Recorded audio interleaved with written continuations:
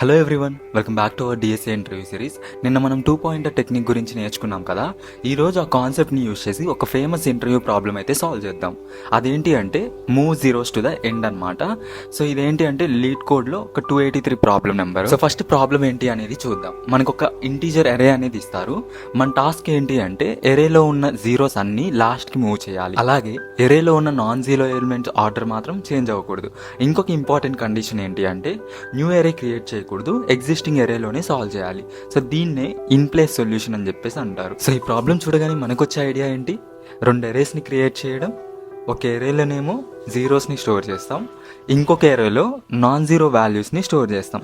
So ఫైనల్గా 2 ఎరేస్ని combine చేస్తే మనకి కరెక్ట్ ఆన్సర్ అనేది వస్తుందన్నమాట. కానీ ఇక్కడ ప్రాబ్లం ఏంటి అంటే ఎక్స్ట్రా మెమొరీని మనం యూజ్ చేస్తున్నాం. ఇంటర్వ్యూలో అడిగింది ఇన్ ప్లేస్ సొల్యూషన్.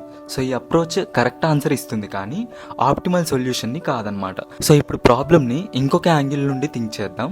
ప్రాబ్లం ఏంటంటే మనం move zeros to the end అంటే జీరోస్ని ఎండ్కి మూవ్ చేయటం.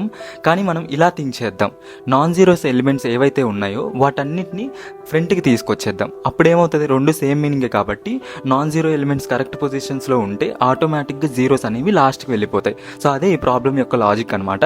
ఇందులో మనం 2 పాయింటర్స్ని యూజ్ చేస్తాం. లెఫ్ట్ పాయింటర్స్ ఏమో నెక్స్ట్ నాన్ జీరో ఎలిమెంట్ ఎక్కడ ప్లేస్ చేయాలో ఆ పొజిషన్ని మెయింటైన్ చేస్తుంది. రైట్ పాయింటర్ కంప్లీట్ ఎరేని ట్రావర్స్ చేస్తుంది. సో రూల్ చాలా సింపుల్. కరెంట్ వాల్యూ 0 అయితే ఏం చెయ్యం, రైట్ పాయింటర్ నెక్స్ట్కి మూవ్ అవుతుంది. అదే కరెంట్ వాల్యూ నాన్ జీరో అయితే లెఫ్ట్ పొజిషన్ తోటి స్వాప్ చేస్తాం, తర్వాత లెఫ్ట్ పాయింటర్ని 1 స్టెప్ ఫార్వర్డ్కి మూవ్ చేస్తాము. ఇప్పుడు మనం ఎగ్జాంపుల్ చూస్తే మనకి స్టార్టింగ్ ఎరే ఇలా ఉంది. ఇనీషియల్గా లెఫ్ట్ 0 ఉంటే రైట్ ఫస్ట్ ఎలిమెంట్ని చెక్ చేస్తుంది. సో వాల్యూ 0 కాబట్టి స్కిప్ అవుతుంది. తర్వాత వాల్యూ 1 వచ్చింది. సో ఇక్కడ ఏంటి అంటే స్వాప్ విత్ లెఫ్ట్ చేస్తాము.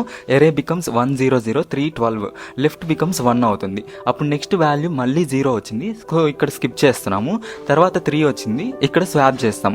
ఎరే బికమ్స్ 1 3 0 0 12, లెఫ్ట్ బికమ్స్ 2 అవుతుంది. ఫైనల్లీ 12 వచ్చింది, అంటే అగైన్ స్వాప్ చేయాలి. సో ఫైనల్ ఆన్సర్ 1 3 12 0 0 అవుతుంది. సో ఇక్కడ మీరు ఒక ఇంపార్టెంట్ అబ్జర్వేషన్ గుర్తుపెట్టుకొని, మనం జీరోస్ని మూవ్ చేయట్లేదు, జస్ట్ నాన్ జీరో ఎలిమెంట్స్ని ఫస్ట్కి తీసుకొస్తున్నాం అనమాట. సో ఇక్కడ టైం కాంప్లెక్సిటీ వచ్చేసరికి O of n ఉంటుంది అండ్ స్పేస్ కాంప్లెక్సిటీ వచ్చేసరికి O of 1 ఉంటుంది. ఒకవేళ మీకు కనుక ఈ కోడ్ కావాలి అని అనుకుంటే కింద కమెంట్ సెక్షన్లో కోడ్ అని కమెంట్ చేయండి, డైరెక్ట్గా మీకు డిఎం చేస్తాను. అలాగే మన పేజ్ని ఫాలో అవ్వటం మాత్రం మర్చిపోకండి.